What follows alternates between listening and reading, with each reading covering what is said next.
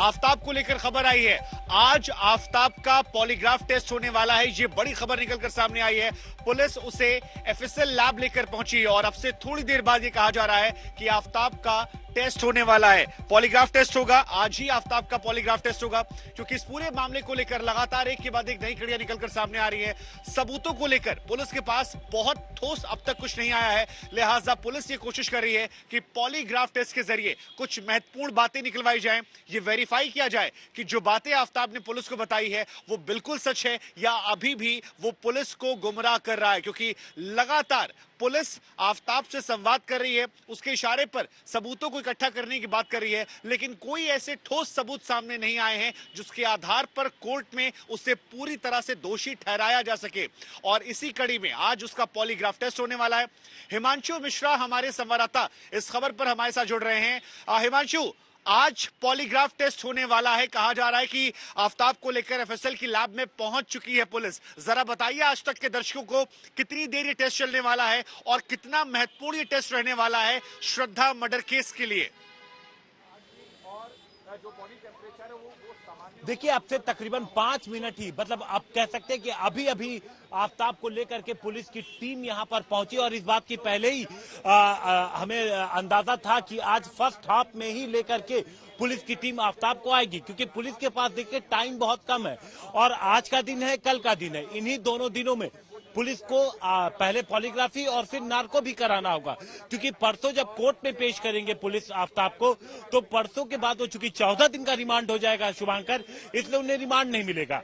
अब आज देखिए, अब 12 दिनों के बाद जांच जहां पर पहुंची है, वहां से हम कह सकते हैं कि पुलिस के लिए आज का दिन बेहद अहम है, क्योंकि उन सवालों के जवाब जो 12 दिनों में भी पुलिस ढूंढ नहीं पाई, जो लगातार बयान, जो बात आफ्ताब ने कही कोर्ट में कि वो कोऑपरेट कर रहा है, लेकिन उसने जो कुछ भी पुलिस को बताया, पुलिस अभी तक कोई अहम सुराग नहीं ढूंढ पाई। पुलिस के हाथ अगर कुछ लगा है तो कुछ टुकड़े लगे हैं जिनको अभी वेरीफाई किया जाना है। न हथियार मिला, न फोन मिला, न कोई चीजें मिली। तो आज का जो दिन है, आज पुलिस ये जानना कोशिश करेगी, जो एक्सपर्ट के जरिए जो पूरे बिल्कुल आज का दिन जो है महत्वपूर्ण है। वरुण सिन्हा भी हमारे एक और संवाददाता इस खबर पर हमारे साथ जुड़ रहे हैं। वरुण, कल आफ्ताब की रिमांड जो है वो खत्म हो जाएगी। हमारे सहयोगी हिमांशु भी कह रहे थे कि पुलिस उससे संवाद कर रही है, लेकिन पॉलीग्राफ टेस्ट के जरिए वेरीफाई किया जाएगा। जरा आज तक के दर्शकों को आप ये समझाइए कि पॉलीग्राफ टेस्ट जो है नार्को टेस्ट से अलग कैसे होता है और रिमांड जो कल खत्म हो रही है, इसके बाद क्या कदम हो सकता है आफ्ताब को लेकर, कैसे ये जांच आगे बढ़ेगी, क्योंकि सबूतों का अभाव कम से कम अब तक तो नजर आया है। देखिए, पॉलीग्राफ टेस्ट जो है वो नार्को टेस्ट से अलग इसलिए कहा जाएगा क्योंकि ये फर्स्ट फेस होता है। पॉलीग्राफ टेस्ट में ये किसी तरीके से कोई दवाई नहीं दी जाती, इसमें मस्तिष्क की रेस को तय किया जाता है कि आखिर आरोपी या फिर अपराधी किस तरीके से सवालों के जवाब दे रहा है। इसका एक पूरा प्रोसेस होता है, करीब 20 मिनट तक जो है वो ब्लड प्रेशर, जो हार्ट बीट है उसको चेक किया जाता है और उसको चेक करने के बाद ही जो है बाकायदा सवाल जवाब की प्रक्रिया शुरू की जाती है। मस्तिष्क में किस तरीके से अपराधी के दिमाग में क्या क्या चीजें चल रही हैं और वो किस तरीके से जवाब दे रहा है, क्या वो सवाल को घुमा रहा है या वो बड़ी होशियारी के साथ वो चुपचाप बैठा है, ये तमाम चीजें जो हैं वो मस्तिष्क में चलने वाली रेस कैच करती हैं और उसी आधार पर पॉलीग्राफ टेस्ट किया जाता है। जहां तक नार्को की बात है, क्योंकि हिमांशु सीधे तौर पर समझा रहे हैं कि 2 दिन बचे हैं, ऐसे में आज अंबेडकर हॉस्पिटल में अभी थोड़ी देर पहले यहां पर आफ्ताब को लेकर आए थे, उसके बाद अब एफएसएल पहुंचे हैं।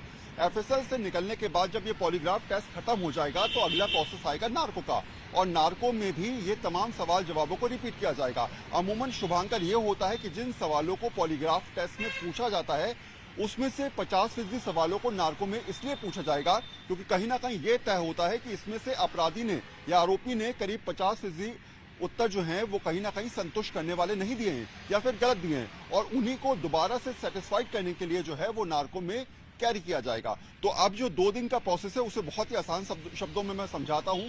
आज जब पॉलीग्राफ टेस्ट कंप्लीट हो जाएगा उसके बाद अंबेडकर हॉस्पिटल आफ्ताब को लाया जाएगा, वहां पर उसके तमाम टेस्ट किए जाएंगे। इन टेस्ट के बाद ये तय किया जाएगा कि क्या आफ्ताब का नार्को हम कल कर सकते हैं या फिर नहीं कर सकते, क्योंकि टेस्ट करने के बाद 24 घंटे का अंतराल रखा जाता है और उन 24 घंटे में जब रिपोर्ट आ जाती है उसके बाद ही आप नार्को कर सकते हैं। नार्को के लिए करीब 38 तरीके से टेस्ट करवाने होते हैं, जिसमें LHP, इसके अलावा किडनी प्रोफाइल, न्यूरो के करीब 12 से ज्यादा टेस्ट होते हैं, ब्लड प्रेशर चेक किया जाता है, ये देखा जाता है कहीं ऐसा तो नहीं कि डिप्रेशन की कुछ दवाइयां जो हैं वो पहले से ली जा रही थी या फिर नहीं ली जा रही थी, और इसके अलावा ये देखा जाता है कि क्या मानसिक स्थिति ऐसी है कि वो ये तमाम टेस्ट झेल सकता है या फिर नहीं झेल सकता। तो ये पूरा प्रोसेस रहेगा आज और कल। बिल्कुल सही बात आपने बताई, और इसमें 24 घंटे के वक्त की आप बात कर रहे हैं, लेकिन उम्मीद है कि आज तक के दर्शक समझ गए होंगे कि पॉलीग्राफ टेस्ट और नार्को टेस्ट में डिफरेंस क्या होता है और किस तरह से दोनों प्रक्रिया चलेगी, कब कब चलेगी, समय कितना कम है। लेकिन हमारे साथ एक और सहयोगी मेरी बनी हुई है तेजश्री, वो भी इस खबर पर लगातार नजर बनाए हुए हैं।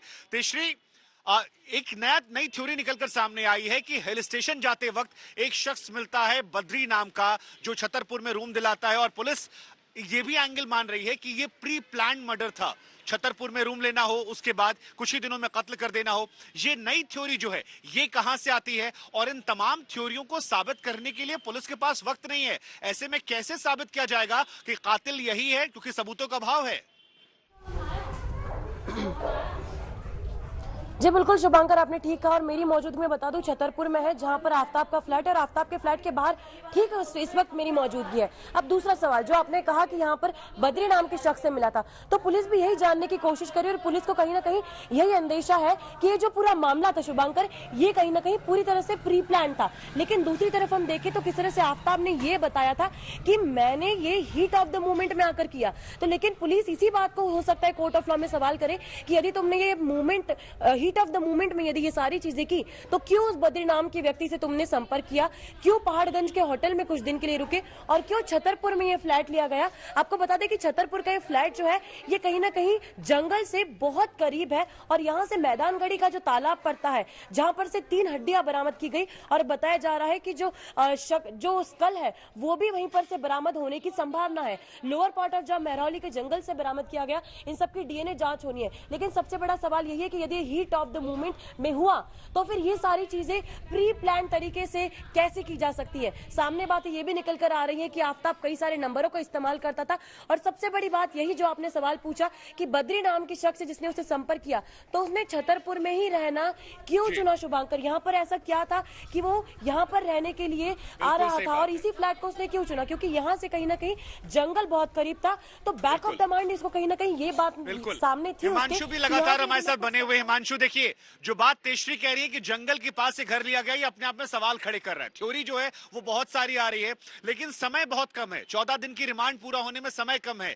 अब अगर पॉलीग्राफ टेस्ट से कोई चीज आती है तो वो क्या हो सकती है जिसके आधार पर पुलिस को ठोस सबूत मिलेगा। नार्को टेस्ट से क्या मिल सकता है, क्योंकि कोर्ट में ये बातें क्या वैलिड होंगी, सवाल ये भी है।